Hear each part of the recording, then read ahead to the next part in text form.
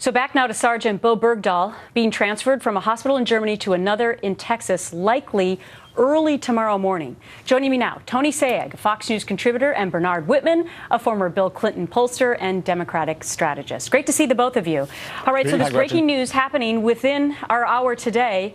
Tony, what do you make of the fact that Bo Bergdahl is now going to be coming back? What are we going to find out? What are we going to learn? Well, we're learning too many troubling things, Gretchen, which is why, while it is, of course, good that we're getting him back in some manner, he is, of course, after all, an American soldier. The reality is this has been very complicated for the administration. The revelations of the fact that he could have been a defector at one point, the fact that obviously his unit said he was always someone who was problematic within their ranks. The military, we now know, was against this trade for 5 very dangerous Taliban terrorists. And furthermore, we're learning every day that the administration hasn't been forthright with Congress, something that is against the law that the president himself signed.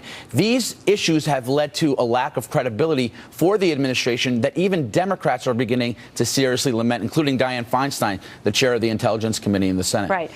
But Bernard, I'm assuming now that Bergdahl is going to be back on U.S. territory and soil, maybe he's going to meet with his parents, maybe he's not, but for sure we're going to find out more answers, because this is when the investigators come into the picture, right? I hope we can finally put this issue to rest. I mean, the guy was held captive for 5 years under terrible conditions, and you may agree or not agree with his performance when he was overseas, but the fact is he was an American soldier, and we have a duty to all our troops to make sure that they come home. The president did that. He brought him home, and, you know, frankly, I'm sort of surprised that I find myself in agreement with people like Charles Krauthammer.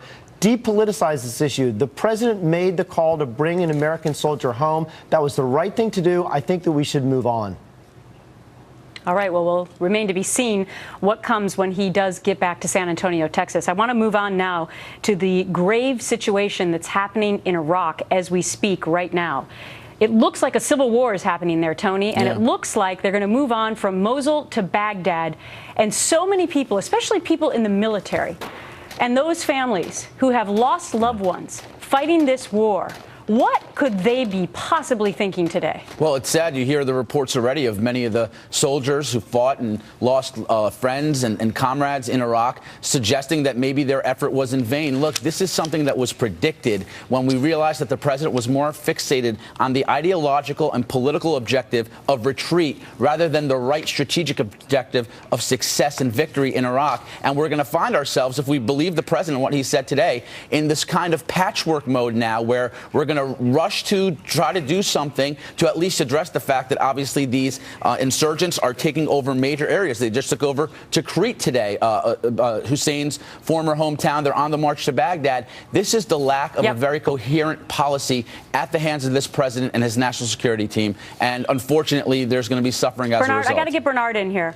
Bernard, could it be that Mitt Romney was right in this whole thing where he said that the withdrawal from Iraq was more than unfortunate? I think it's tragic.